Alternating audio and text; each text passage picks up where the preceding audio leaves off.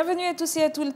L'invité du jour, c'est maintenant. Aujourd'hui, nous avons le privilège de recevoir une invitée de marque, Madame Marie Senequier, directrice sortante de l'Agence française de développement au Gabon. Alors qu'elle s'apprête à conclure son mandat de 4 ans, nous allons revenir avec elle sur les actions de l'AFD dans le pays, de ses missions principales à ses axes d'intervention en passant par les projets phares qu'elle a soutenus. Soyez la bienvenue sur ce plateau, Madame Senequier.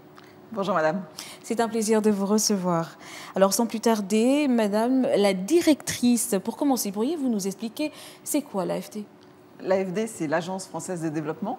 C'est la banque de développement de l'État français qui déploie ses activités dans 160 pays dans le monde, donc y compris au Gabon, et qui a pour objectif d'investir pour un monde en commun, le monde de demain. Et c'est ça notre métier, c'est de financer des projets de développement. Financer des projets de développement. Alors, et poursuivons sur cette lancée, quels sont les principaux axes d'intervention de l'AFD ici au Gabon?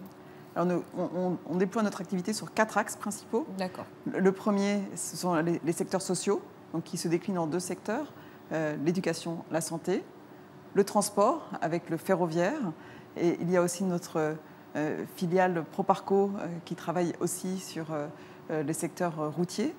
Enfin, dernier secteur, l'environnement.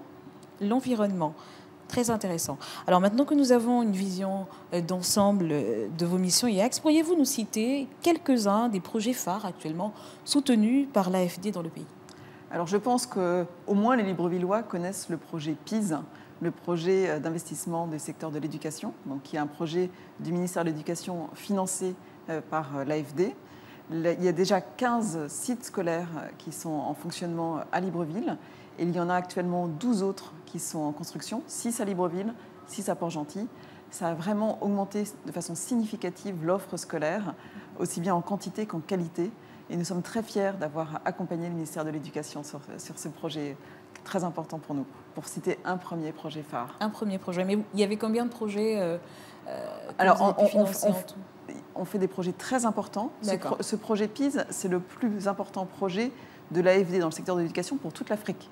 D'accord. Sachant que le Gabon est un pays d'Afrique de taille modeste par rapport à d'autres, par rapport au Nigeria. Donc ce pays accueille le plus gros projet de l'AFD dans le secteur de l'éducation. Donc c'est un projet très significatif. Donc on n'a pas un nombre de projets très importants. Par contre, chaque projet est vraiment important.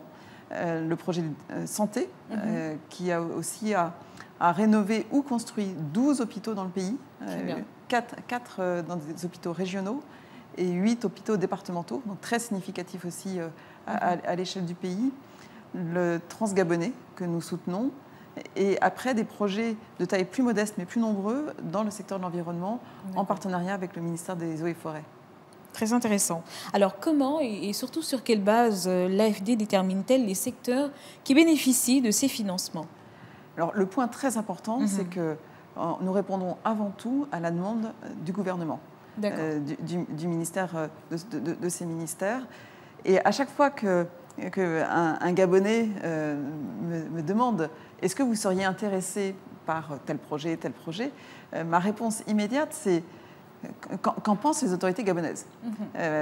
Évidemment, il y a beaucoup d'idées dans ce pays, mais ce qui est important, c'est que les investissements publics soient sélectionnés par les autorités compétentes.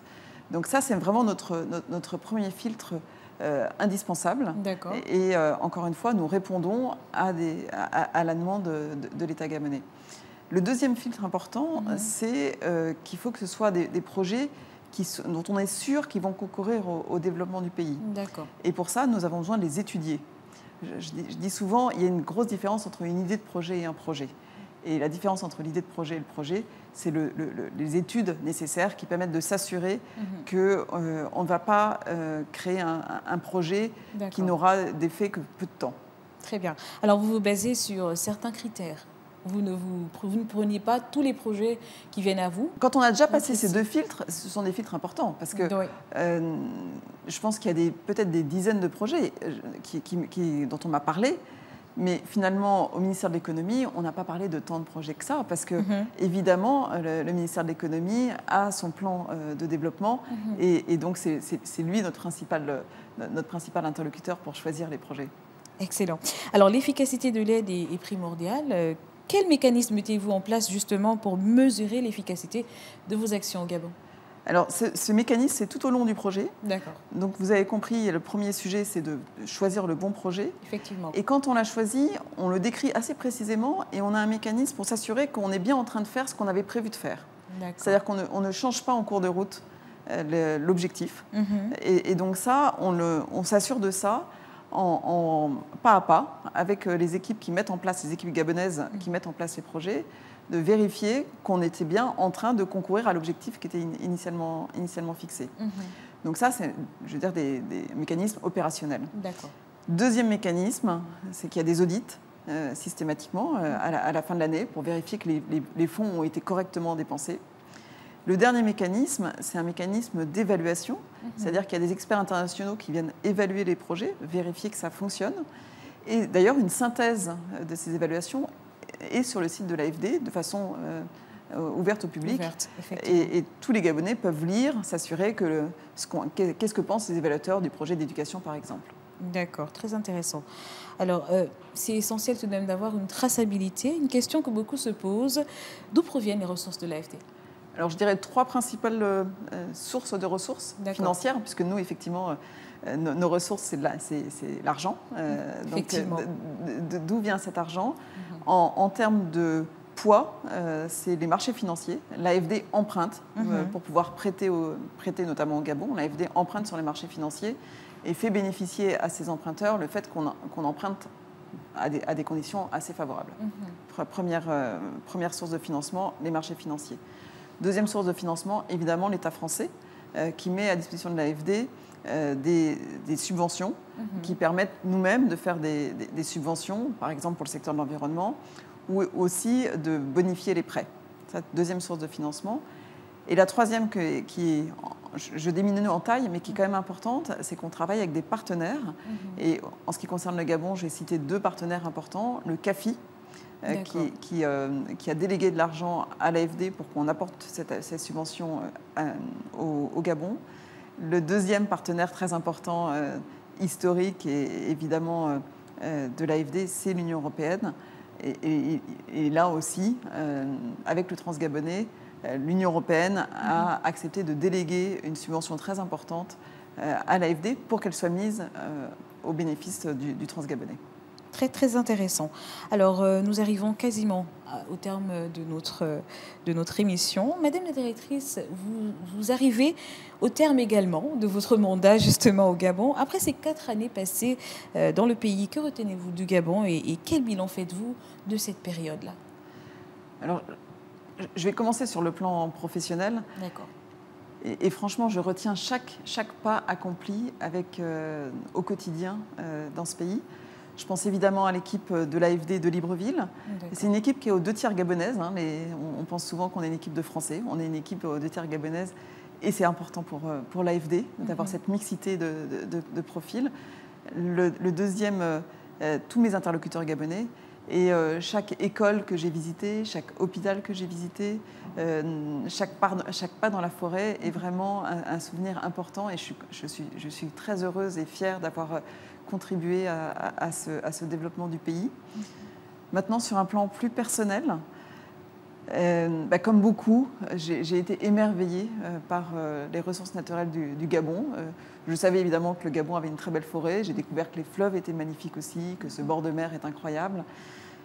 Et après, les Gabonais eux-mêmes. Et ce que je retiens des Gabonais, c'est leur capacité en général.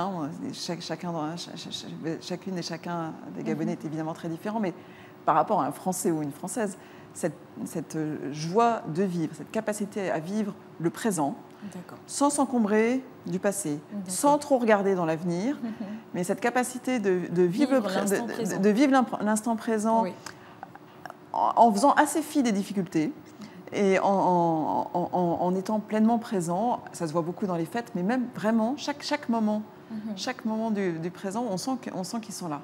Et je dois avouer que quand je rentre en France, je me dis, mais quelle charge mentale ont les Français à se projeter toujours dans le futur. Donc vraiment, j'espère que je vais garder cette qualité-là du Gabon, enfin des Gabonais. Alors, on est à la fin de notre émission. Qu'est-ce que vous pouvez dire comme mot de fin?